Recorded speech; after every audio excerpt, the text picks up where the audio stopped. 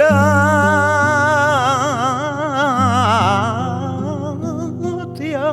plena.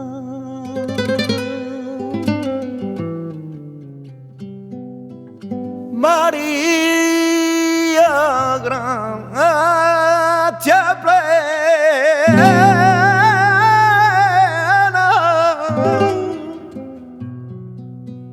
A lo largo de más de 20 siglos, en cualquier tipo de sociedad, también la nuestra, que se sustenta sobre tres pivotes, religión, política y economía, lo que más ha llamado la atención en el ámbito del primer pivote, la religión, ha sido esa inmensa fractura entre el Jesús de la historia, sustentado por los científicos, y el Cristo de la fe, apoyado por los creyentes. O en otras palabras, Jesús predicó el reino de Dios, pero lo que vino fue la Iglesia. Este es el problema.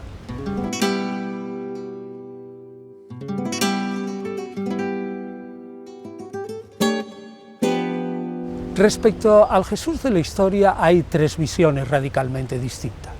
Una, normalmente la de los cristianos y creyentes, también algunos musulmanes, que lo consideran como un superhéroe y para algunos es totalmente divino, el salvador de la humanidad.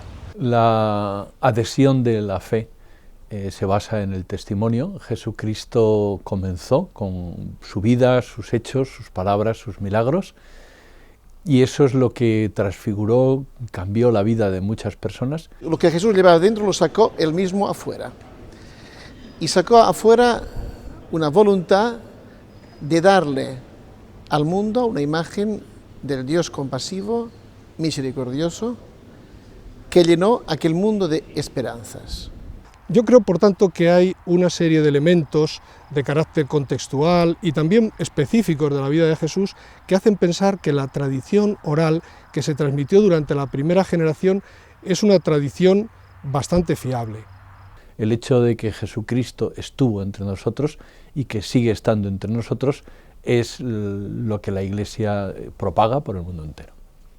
La segunda gran corriente, la que niega la existencia histórica de Jesús, es la que piensa que Jesús es un puro mito literario, es un invento, es una creación de sus discípulos. Los seguidores tomaron retazos de la vida de Krishna, de Buda, de Confucio, de Osiris, de cualquier otro, de alguna divinidad solar. La divinidad que muere y resucita es probablemente la más popular, la que más éxito tiene en el mundo egipcio antiguo. El esquema general no es desconocido, hay otras divinidades orientales que tienen este mismo esquema. Se da el simbolismo de un dios solar, de un dios redentor, de un dios que además tiene que nacer en una fecha solsticial propicia para que se renueve la naturaleza, porque está muy relacionado con los cultos agrícolas y con otros aspectos, porque el 25 de diciembre es cuando nacen todos los dioses solares. Es cuando nace Osiris, cuando nace Mitra, cuando nace Atis, cuando nace Dionisio. I Vangeli non sono una scrittura originale, ma una riscrittura. Los evangelios no son una escritura original, sino una reescritura de la historia del ejército del pueblo romano que va del Rubicón hasta el asesinato y funerales de Julio César. All'assassinio e alla morte, il funerale di Cesare. Mi resi conto per la prima volta. Una vez que se cae en la cuenta de que los evangelios pueden ser una reescritura de la vida de Julio César, vemos con toda claridad que los nombres de las personas y de los lugares de las dos narraciones son exactamente iguales e idénticos. Sono molto spesso identiche.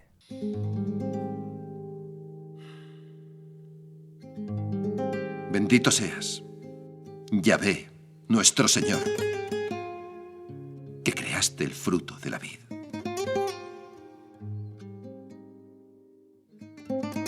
La tercera corriente que afecta al personaje Jesús comienza no muy pronto, aproximadamente hacia 1768, y a partir de ahí más o menos 350 investigadores se han dedicado a estudiar a fondo los evangelios y cualquier otro documento de la antigüedad para intentar reconstruir cuáles fueron los rasgos de verdad de ese personaje que tanto ha influido en toda la historia y sobre todo en el mundo occidental. Podemos ciertamente fiarnos de los evangelios en cuanto que no escriben una ficción literaria. Saben que Jesús vivió y murió en un tiempo y lugares exactos. Estamos muy preocupados por saber por qué fue un maestro carismático y un personaje real que no es como alguno de los dioses griegos perdidos en la antigüedad. Por otro lado, tenemos dificultad en fiarnos si lo que registraban los evangelios es fiable de lo que entonces podía recogerse. Tenemos dificultad en fiarnos de lo que se recogía en los escritos en aquella época. Y los historiadores trabajamos con lo que llamamos criterios de historicidad, para extraer de los evangelios retazos de historia. Personalmente, no encuentro muy convincentes las teorías de los que niegan o rechazan la existencia de Jesús. Es como una resaca del racionalismo del siglo XIX. Existen, por lo tanto, dos retratos distintos que únicamente permitirían pensar que alguien se ocupa de esta contradicción si no estuviera refrendada por testimonios prácticamente irrebatibles, que es los testimonios de los dichos y hechos que figuran en esa literatura. Maestro, no estoy seguro de saber escuchar a Dios y transmitir sus palabras a mis hermanos.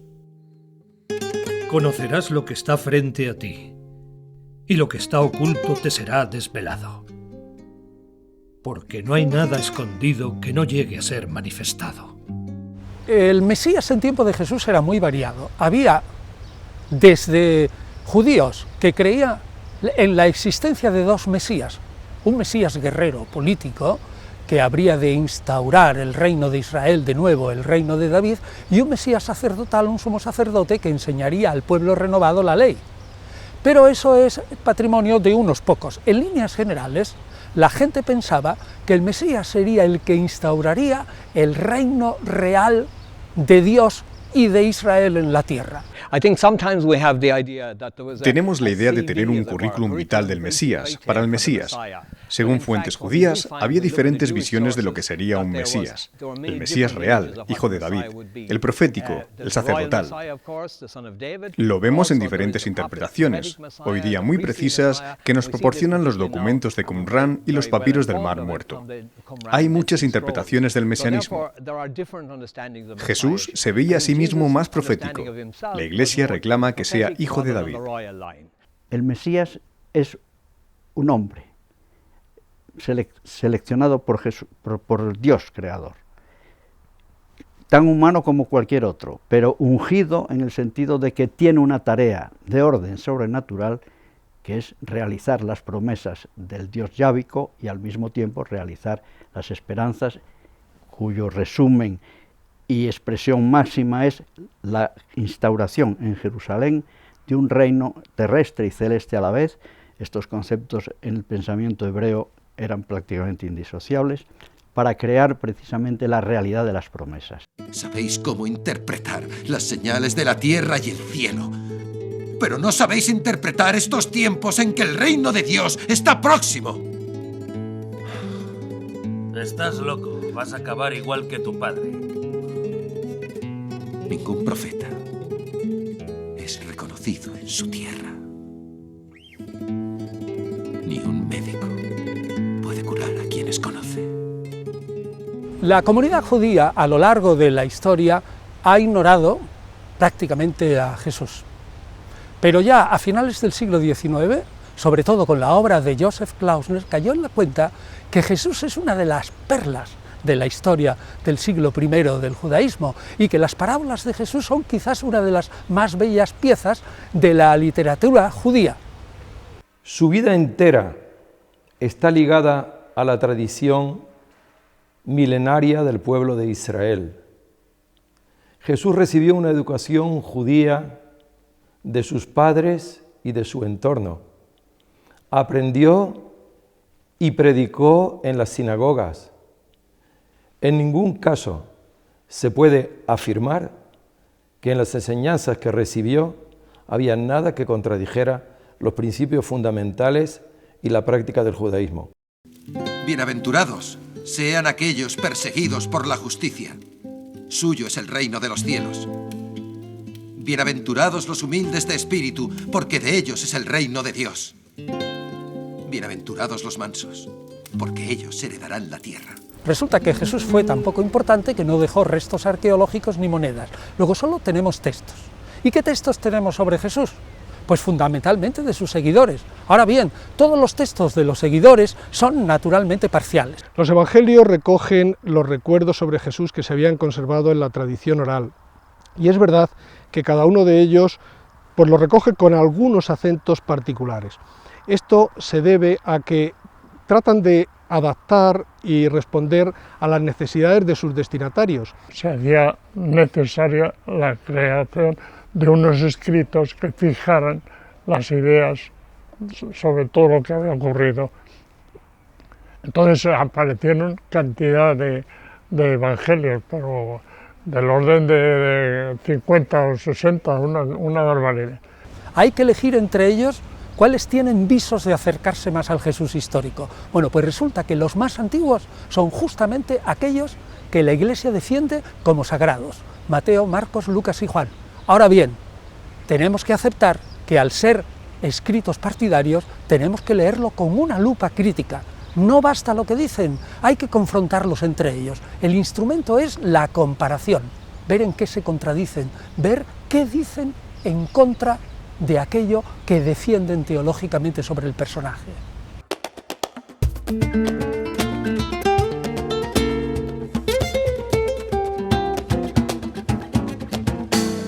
Las noticias históricas que tenemos sobre Jesús, históricas, son brevísimas, son escasísimas. Prácticamente se reducen a algunas cartas de Pablo, a una escueta o dos noticias del historiador judío Flavio Josefo, y luego a unos textos brevísimos de Plinio el Joven, Tácito y Suetonio. Y esto es todo. Jesús era uno de los nuestros. Jesús era un fariseo. Esta es la primera noticia histórica. Jesús fue crucificado. Jesús era un judío crucificado. La otra noticia está en Tácito, que dice que el que le crucificó fue el prefecto Poncio Pilato. Entonces, mi teoría del Galileo armado es deducciones, simples deducciones lógico-históricas de estas premisas. El dominio de la dinastía macabea sobre Israel fue el único periodo en el que los judíos pudieron disfrutar de un autogobierno obtenido gracias a la lucha que mantuvieron contra los griegos.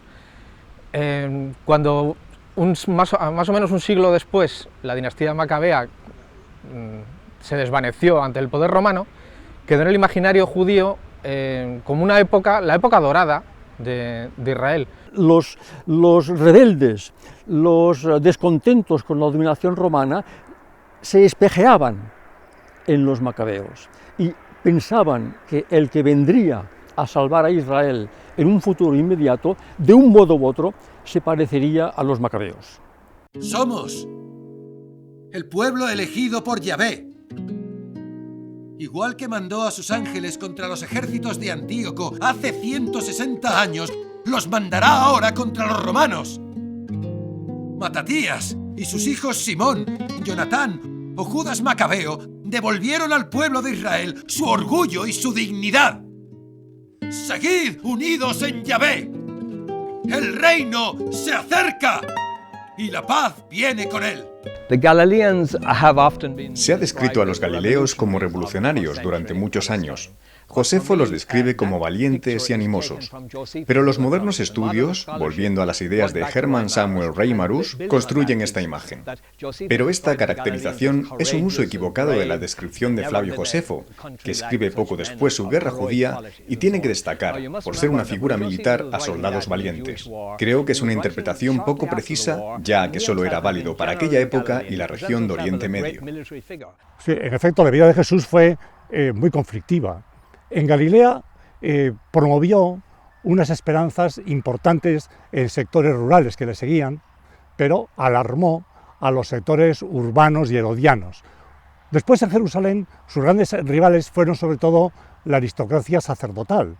Y es que lo que Jesús decía en torno al templo les inquietaba, porque afectaba a sus intereses materiales. El hecho milagroso, profetizado por Joel, por Isaías, por Zacarías, por todos los grandes profetas, especialmente los del último periodo, sería la consumación de la derrota de los paganos y la instauración de un reino no solamente en hebreo judío, sino universal en Jerusalén. Eso naturalmente fue una fantástica utopía que encontró la realidad de las armas en el sentido de que una legión, probablemente de 400, 500 personas, o en fin, soldados, quiero decir, aplastó a una insurrección que ya estaba en marcha y de la cual uno de sus líderes, no sabemos si el único, si más, las fuentes no dan para más, era Jesús de Nazaret. Jesús de Nazaret y los suyos fueron pescados con las armas en la mano. No olvidemos que esa resistencia contra el Imperio Romano solo terminó en el año 135, con la muerte de los últimos resistentes. Es decir, estamos asistiendo a una batalla de cerca de un siglo y medio. ¿Era Jesús el Mesías de Israel? Es absurdo pensar que un ciudadano de tan baja extracción como Jesús se proclamara Mesías de Israel, cuando era claro por las profecías que el Mesías debía ser de casa o sacerdotal o real. No, Jesús no era ni de casta sacerdotal ni hijo de reyes, por tanto no tiene sentido que se proclamara Mesías. La casa de Dios es casa de oración y vosotros la habéis convertido en cueva de ladrones. ¡Ah!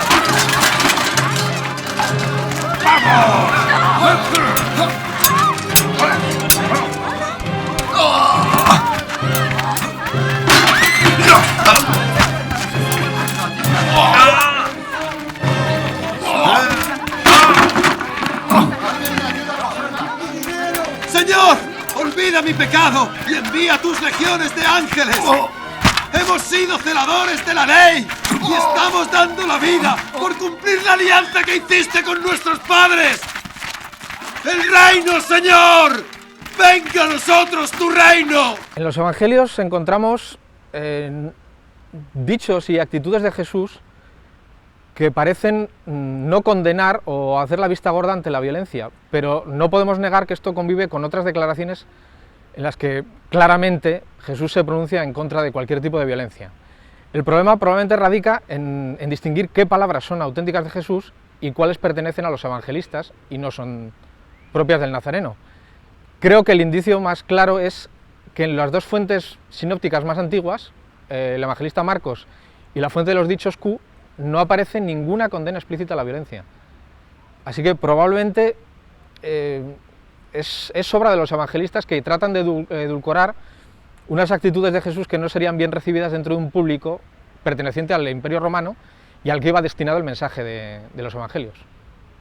Yo creo que hay un dato muy importante en lo que conocemos acerca de Jesús, en los recuerdos que han llegado hasta nosotros, y es que Jesús era ante todo un hombre religioso, que nació en un pueblo religioso y que vivía en un mundo religioso. Y esto es, me parece, importantísimo para comprender a Jesús. Jesús un violent, certainement pas. Jesús violento, ciertamente no. En el núcleo de su mensaje hay el imperativo: amad a los enemigos y rezad por los que os persiguen. Jesús anunció el reino de Dios. Justamente el reino de Dios es un reino del amor, de la acogida, de la compasión, un reino que acoge a todos. El derecho romano es muy estricto y estipula las penas para cada delito. Has cometido un delito de lesa majestad. Has osado manchar la grandeza del Imperio Romano. Y eso es motivo de ejecución. ¿Tienes algo que decir?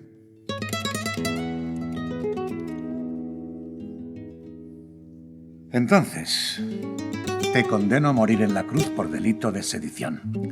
Serás ejecutado mañana al amanecer. El siglo I es de los más documentados de la antigüedad. Y sabemos perfectamente que en esta época la crucifixión era lo que llamaban mors aggravata, una muerte agravada, como eran la cruz, la hoguera y las fieras en el circo, que se aplicaba únicamente por delitos de sedición y muy pocos otros. Por tanto, si el gobernador de Judea crucificó a Jesús, es que Jesús era un sedicioso. Esto no tiene vuelta de hoja. Históricamente, lo que nos consta es que Jesús fue crucificado por sedicioso. En señal de mofa, los romanos que le ejecutaron, al colgarle en la cruz, pusieron INRI. Muchos no saben lo que significa. Quiere decir Yeshua, de Nazaret, rey de Israel. Como esto no interesaba a las comunidades cristianas que trabajaban en el medio imperial o en el medio greco-romano, inventaron la especie, inventaron la falsedad de que eran los judíos los que habían condenado a Jesús y Poncio Pilato era un mero ejecutor. Pero esto consta únicamente en documentos que hemos calificado como no históricos, los evangelios. Esto es una leyenda. A Jesús lo mataron los romanos, como le consta a todos los historiadores y a toda persona de buena fe que quiera leer los evangelios. ¡Que hey del tormento!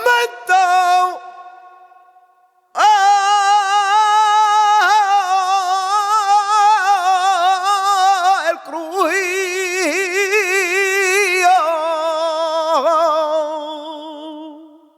La minoría que siguió a Jesús, primero la minoría que le conoció, era realmente una minoría. Pero de esa minoría, los que le siguieron quedaron como parte del pueblo judío. Pensaban distinto, pero no eran menos judíos por eso. Los primeros seguidores de Jesús fundamentan su idea del mesianismo, del maestro, en ideas judías, pero añadiéndole un tema absolutamente importante. Ese Mesías es sufriente. Es el siervo de Dios que ha sufrido por una misteriosa voluntad divina y además ha resucitado. No la resurrección general, la de los justos, la que va a venir inmediatamente antes del reino, sino una resurrección especial. La resurrección de Jesús es el dogma fundamental de los cristianos. Históricamente, esta creencia no pudo nacer en la misma Jerusalén, porque en la misma Jerusalén era clarísimo que Jesús no estaba allí, después de muerto. Esta creencia surgió, en primer lugar, en el seno de los primeros discípulos de Jesús, de lengua semítica, sus familiares, sus inmediatos discípulos, la creencia de que Jesús seguía vivo, su alma seguía viva, y que Dios le enviaría pronto, a no tardar, para liberar al pueblo de Israel y poner fin a los tiempos. Los musulmanes, creo yo, son más cristianos que los cristianos, porque creen que Jesucristo no fue crucificado. Justo el momento que iban a crucificarle, Dios le ascendió al cielo y todo musulmán está esperando el regreso al universo de nuestro Señor. Así viene el Corán, Jesucristo, que le llaman al Mahdi, el bien guiado. Respecto a la resurrección de Jesucristo, hay que distinguir dos planos, lo que sería el plano de la historia y lo que sería el plano de la fe. En el plano de la historia hay datos claros, el sepulcro vacío, unas apariciones y una transformación de unas personas que han convivido con Jesucristo después de su resurrección. Es curioso que en esta carta a Timoteo tu maestro Pablo dice: no permito enseñar a la mujer ni tomar autoridad sobre el hombre, sino permanecer en silencio. Me voy, Lucas. No quiero escuchar más eso que tú y tus seguidores contáis a la gente sobre la resurrección y la ascensión de Jesús a los cielos. Pablo de Tarso fue una persona, un judío, claro, con una gran formación helenística y por tanto un hombre de una gran cultura y de una gran visión. En contraste con todos los discípulos de Jesús que eran pescadores, seguramente analfabetos o con muy pocas letras, y entonces este hombre tuvo una gran visión después del accidente que tuvo con el caballo. Tuvo una gran visión y se dio cuenta de que ahí podía establecerse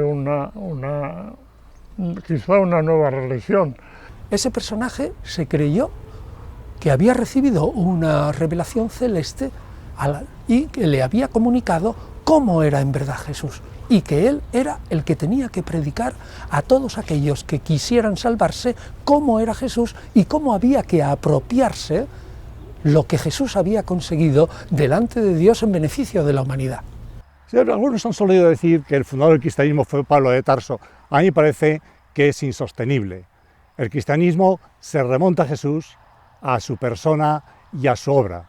Es verdad que Pablo fue decisivo, porque lo que había comenzado en un rincón rural del imperio, él es capaz de introducirlo en los grandes centros urbanos. Esto fue, sin duda, una hazaña. Lucas, escucha. Si quieres contar historias, mejor cuenta lo que en verdad sucedió. Juan, qué dichoso eres por haber vivido al lado de Jesús nuestro Señor y haber enriquecido tu alma con sus palabras. Quiero que mi evangelio sea digno de reflejar la grandeza de aquellos acontecimientos y supere y enmiende algunas de las cosas que Marcos y Mateo escribieron. Como tú, ambos fueron discípulos de Pablo de Tarso. Así que yo no espero nada de vuestros relatos, que no son descripciones fieles de Jesús y de lo que fue su vida. Pablo transforma radicalmente el mensaje de Jesús. Lo repiensa, lo reinterpreta de nuevo. Es el producto de una revelación de un hombre que no es palestino, que es un individuo del imperio y que cae profundamente en la cuenta que ha llegado el final de los tiempos, que ha venido el Mesías, pero que ese Mesías no puede ser solo para los judíos, ha de ser un redentor universal. Respecto a Pablo, lo que hay que decir es lo que él mismo dice. Está enamorado de Jesucristo. Ya no soy yo el que vive, sino que es Cristo quien vive en mí. Tenemos datos suficientes para comprobar que la cristología de Pablo se desarrolla desde los datos que Jesús le da en la revelación, desde los datos que él contrasta con los apóstoles en la comunidad de Jerusalén y desde lo que él desarrolla a través de su vida de oración.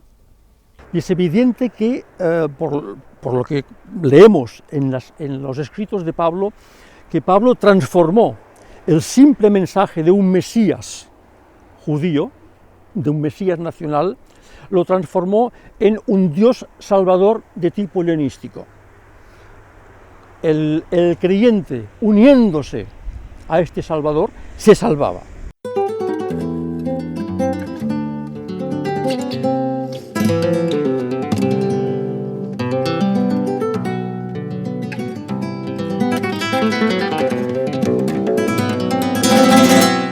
El concepto de un Dios que desciende a la tierra, que sufre, que muere y que resucita, existe en el Mediterráneo de alguna manera desde el siglo VI a.C., pero de un modo un tanto confuso, pero existe.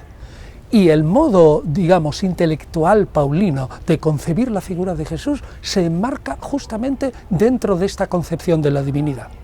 Que las religiones de misterios, los cultos eran precisamente para revestirse del Dios que muere, sufre y resucita, que es una figura arquetípica de la historia de las religiones que aparece en el 2500 a.C. en el ciclo osírico. Osiris, rey de la inmortalidad, divino, a través de la concepción de Isis, que por cierto era adulterina porque copuló con el hermano de Osiris. Osiris muere, pero resucita. Entonces la Eucaristía nace en Egipto, donde a través del grano, en los campos, la simiente, todo eso era el cuerpo de Osiris. El misterio cristiano no copia directamente de los cultos de misterio, pero se integra perfectamente dentro de esa atmósfera. Es decir, Pablo, que es el que crea propiamente, o el primero que pone los fundamentos para la teología cristiana, no se sienta en una mesa y empieza a copiar y toma un trozo de aquí, de un culto mistérico, otro trozo de allá. No, se mete dentro del espíritu y lo que hace es decir, lo que los cultos o religiones de misterio ofrecen al fiel creyente es exactamente lo mismo que lo que ofrece Jesús, lo mismo, pero mucho mejor, más fácil y encima gratis. Y te pido que cuando mueran todos los que vieron a Jesús, incluso cuando muera yo, te des a la tarea de redactar un nuevo evangelio, uno dedicado al amor. Y la palabra se hizo amor y habitó entre nosotros. En adelante, Jesús será el Cristo y su vida ya no será patrimonio de la historia verdadera, sino de la fe. En la literatura cristiana del primero y del segundo siglo, tanto en los evangelios como en los Hechos de los Apóstoles o en las cartas, y toda la literatura cristiana muestra la ausencia de sincretismo. Los cristianos están expresando una novedad perenne. Son escritos que los discípulos de estos personajes redactan para sus fieles. O sea, no es que primero venga el Evangelio y después la fe, es al revés. Primero viene la fe y después el Evangelio. El Evangelio refleja la creencia de los cristianos, no refleja lo que ocurrió. Ante el fracaso religioso-político del intento de Jesús de realizar las esperanzas del Mesías y de instaurar el reino, sencillamente derrotados sin esfuerzo ninguno por la policía de Jerusalén y además una legión romana, el hecho de este fracaso total, que le costó la vida por sedicioso a Jesús de Nazaret, después de un proceso relatado de una manera pues absolutamente adulterada, interpolada, etcétera, etcétera, para hacer creer a los lectores que Jesús no había tenido nunca nada que ver con la sublevación contra Roma. Entonces este fracaso, la comunidad cristiana, no sabemos por qué mecanismos psicológicos y personales, no aceptó el hecho. La teología de la sumisión al poder establecido no es de Jesús de Nazaret, porque él en su vida y en su práctica siempre cuestionó el poder y lo criticó, tanto el poder político como el poder económico, como el poder religioso. Y se duda que este texto en concreto sea de la autoría de Pablo. A mí me parece que la teología de Pablo es una teología antiimperial y no de sumisión al poder. La imagen de Jesús que Pablo tiene se basa en esta tradición sobre el Jesús terreno, pero es verdad que no es solo esa tradición. El mismo Pablo dice que ha tenido un conocimiento de Jesús por revelación. Él ha visto a Jesús resucitado y por tanto esa experiencia interior que él tiene le ayuda a reformular la experiencia o la tradición que ha recibido. Si el imperio hablaba de la paz romana, a través de la violencia y la conquista y la dominación de los pueblos, Pablo habla de la paz a través de la justicia. Pero lo que sí es verdad es que a partir del siglo IV se produce esta alianza entre el trono y el altar, y eso supone una ruptura con los orígenes del cristianismo, con el mensaje de Jesús y por supuesto con toda la teología de Pablo.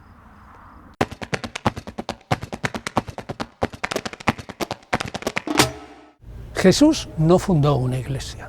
Jesús lo que constituyó fue un grupo de 12 que fuera el símbolo del Israel que tenía que estar restaurado, a saber, que iba a ser el Israel del final de los tiempos. Creo que Jesús era un profeta convencido del fin inminente del mundo y la llegada del juicio final. Y lo que él pretendía era el arrepentimiento del pueblo judío para que el juicio no les pillase desprevenidos. Si el mensaje era este, creo que resulta incoherente pensar que Jesús pretendiese crear una institución jerarquizada destinada a transmitir su mensaje a través de los años o los siglos. Es imposible en principio. La Iglesia empezó después de Jesús. Su primera enseñanza en el Nuevo Testamento concierne al reino de Dios.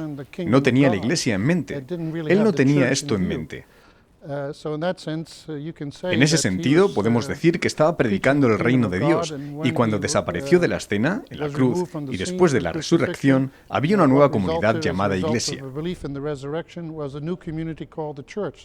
Ja, es ist so, es gibt dieses Wort Jesu an Petrus, du bist Petrus. Ciertamente existen esas palabras de Jesús a Pedro: tú eres Pedro y sobre esta piedra edificaré mi iglesia, que se hallan solo en el Evangelio de Mateo.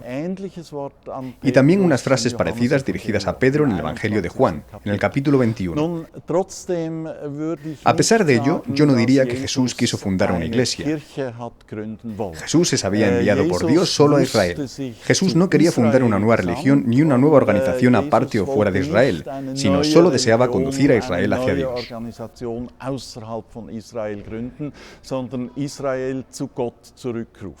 Pablo no fundó una nueva religión, pero Pablo contribuyó a que esta religión se difundiera como nueva por los 4 rincones del imperio y más allá, hasta hoy, porque vivimos de hecho de un cristianismo paulino.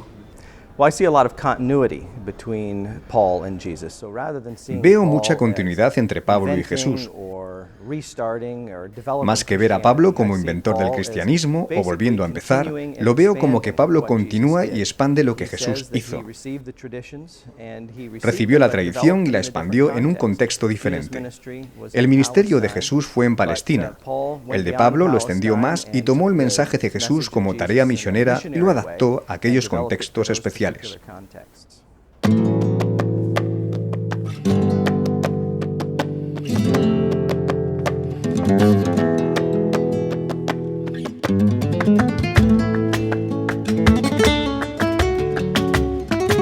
Ahora, en torno a Jesús, muy pronto se reunió un grupo de discípulos que tenían sus propias características, porque el judaísmo del siglo I era muy plural.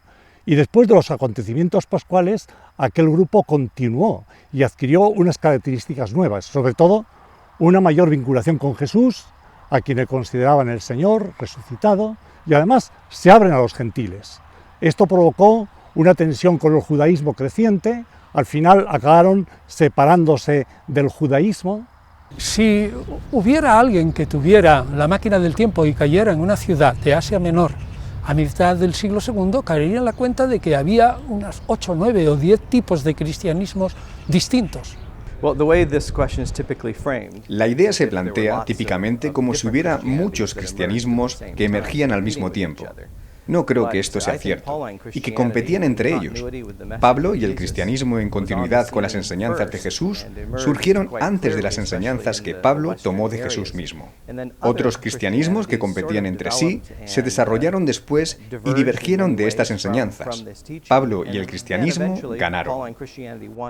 La lectura de la primitiva comunidad cristiana lo que nos está mostrando es que eran hombres que tenían un planteamiento de santidad, un planteamiento de radicalidad en el seguimiento de Jesús, en la intimidad con Él. Ya no soy yo el que vive, sino que es Cristo quien vive en mí. Eso lo dice Pablo y lo recuerdan y se lo recuerdan unos a otros. Padre nuestro, que estás en el cielo, santificado sea tu nombre. Venga a nosotros tu reino. Hágase tu voluntad, así en la tierra como en el cielo. Y perdónanos nuestros pecados. Una vez que el paso de la historia había eliminado prácticamente del campo visual del cristianismo los cristianismos judíos o los cristianismos gnósticos y quedan solo los paulinos, las iglesias paulinas se organizan de una manera espléndida para fortalecerse en su posición en el mundo. Se constituyen en una estructura de poder. ¿Y qué es lo que hacen? Pues primero, controlar las Sagradas Escrituras. La interpretación de las Escrituras la hace solo la Iglesia. Segundo, controlar la tradición. Toda la doctrina cristiana es una tradición, es un depósito, y quienes controlan ese depósito son los jerarcas de la Iglesia. Tercero, controlar esa misma jerarquía. Decir que los jerarcas de la Iglesia solo pueden ser sucesores de los apóstoles o de los obispos primitivos y que han de ser controlados por los obispos anteriores. Y por último, se constituye un canon o lista de libros sagrados que es el Nuevo Testamento, cuya llave e interpretación la tiene la Iglesia también y su jerarquía. ¿Cómo veo que se desarrolló el canon? Era un proceso de lo que iba emergiendo y que confirmaba lo que las iglesias veían que estaba pasando. Lo que las iglesias veían era si los libros eran útiles y tenían vínculos con los primeros escritos de la cristiandad, y surgieron como los más importantes. Emergieron los libros más importantes. En el siglo II los Evangelios y los Hechos se ponían juntos. Pablo quizás tuvo un papel importante cuando se unieron sus cartas.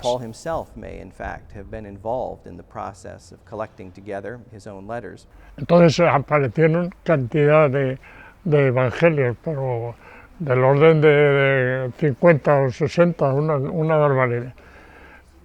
Entonces la Iglesia no tuvo más remedio que decir, bueno, vamos a establecer un canon exacto de lo que ha pasado. Entonces se eligieron 4 evangelios. Fue muy amplio, pero algunos grupos sí quedaron excluidos.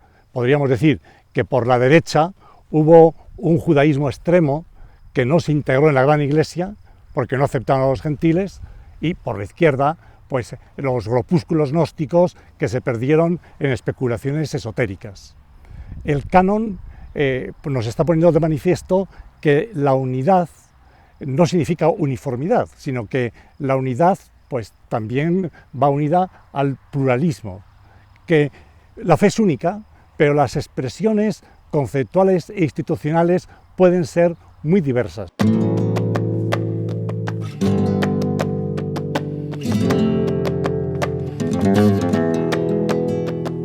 La Iglesia Católica actual es un instrumento de poder, es un ejercicio de coacción, prácticamente como todas las sociedades, de sus fieles, y se basa en una serie de fundamentos.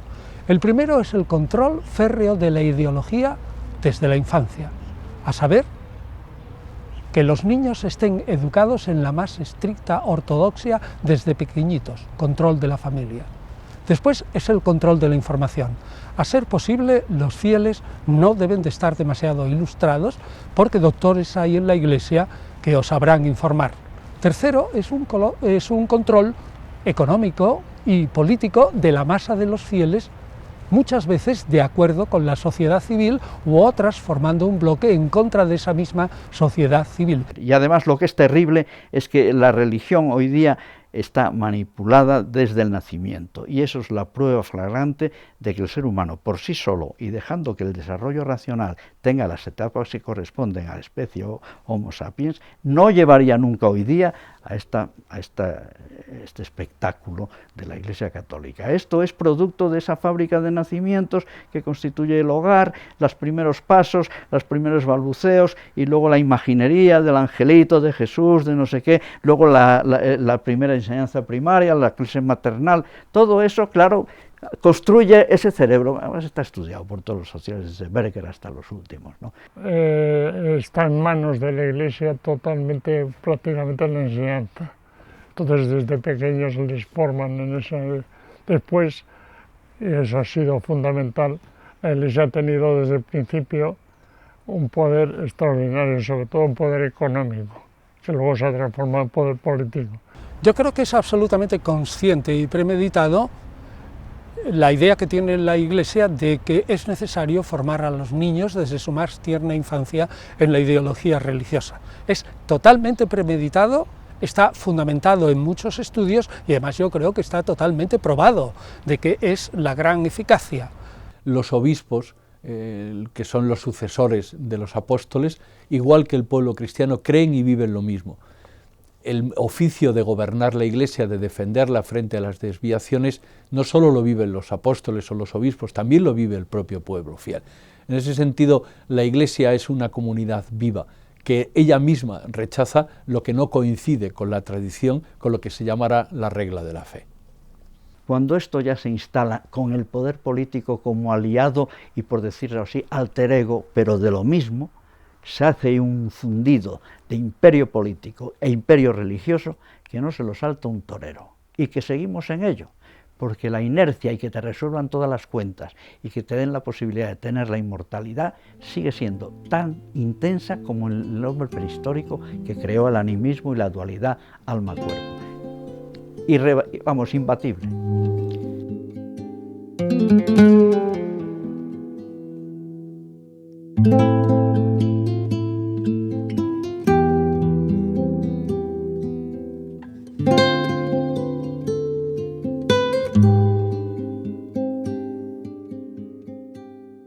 La Iglesia se basa desde el punto de vista de los historiadores en algo que no tiene un fundamento histórico, pero por otra parte tiene un fundamento social y un fundamento de fe, es decir, está totalmente convencido o convencida de que eso que nosotros decimos que no es historia es una realidad sobrenatural que existe por encima de la historia y que es totalmente real.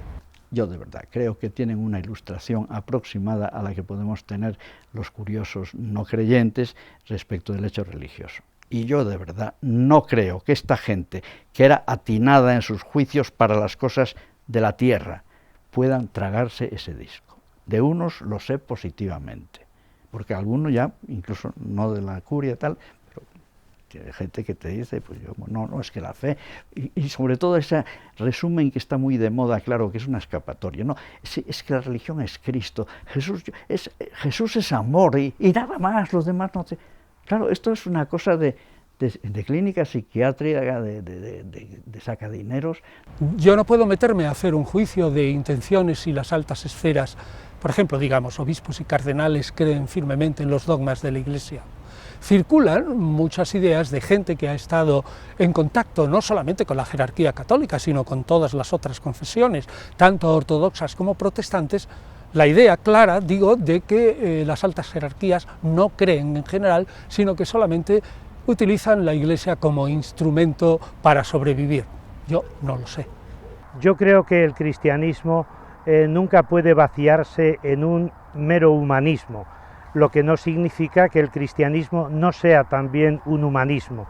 Y ciertamente en la historia del pensamiento, de las ideologías, en la historia de la política y de la cultura, una de las grandes aportaciones que ha hecho el cristianismo ha sido precisamente el reconocimiento de la dignidad de la persona, de la igualdad y de la libertad. Todas las iglesias actuales, de cualquier tipo de denominación y de confesión, tanto protestantes como católicas, como ortodoxas o como cualquier de otro tipo, tienden a aprovechar, digamos, el fenómeno de la globalización aplicando de una manera consciente o inconsciente las mismas reglas. Es decir, la confesión ha de ser global, ha de estar controlada por los mismos pastores, ha de tener las mismas ideas, ha de tener la caja común y un control férreo de las estructuras. Al fin y al cabo, las iglesias, una vez que prescinden de su apoyo sobrenatural, prescinden y se fundamentan en este mundo, se comportan como cualquier otra sociedad de poder. En la medida en que yo vivo lo mismo que vivían los primeros cristianos, estoy siendo fiel a lo que llama la regla de la fe, o esos primeros símbolos cristianos que se transmitían en el arcano, que se debían aprender de memoria, pero no se debían de comunicar, porque eran algo muy íntimo, muy grande. En ese sentido puede haber profundización teológica, y siempre habrá profundización teológica en los dogmas, porque cómo expresar realidades tan sublimes, ¿no? Pero en ese sentido la Iglesia no puede cambiar lo que hemos vivido siempre, que Jesús es Dios y hombre verdadero. Eso se puede explicar con estas palabras, o se puede decir en inglés, o se puede utilizar quizás una expresión más técnica, mejor, que apure más, pero siempre es la misma fe. Eso es lo que siempre proclaman los concilios, el de Calcedonia, o el de Éfeso, el de Nicea, siempre es la fe de nuestros padres, la fe que hemos recibido, ¿no? Decíamos al principio que Jesús predicó el reino de Dios, pero lo que vino fue la Iglesia. La Iglesia actual, en todas sus denominaciones, es realmente la encarnación, dicen ellos, del reino de Dios en la tierra en lo posible. Ciertamente hay muchas cosas que se debe al buen hacer de las iglesias, como son los servicios sociales, pero hay otras muchas que no caminan con el paso de los tiempos y es fácil de prever que o se acomodan de alguna manera en lo que se pueda al espíritu moderno o irán desapareciendo poco a poco. El misterio de la Iglesia, el de la fraternidad, el de la justicia, el de la comunión, el de la paz, el de una cosa, lo de algo compartido, este secreto acompaña a la Iglesia siempre. Cuando esto funciona, hay Iglesia. Cuando hay Evangelio, hay Iglesia. Por lo tanto, la frase de Loisy quería ser una provocación, y lo es, pero finalmente resulta no ser verdadera.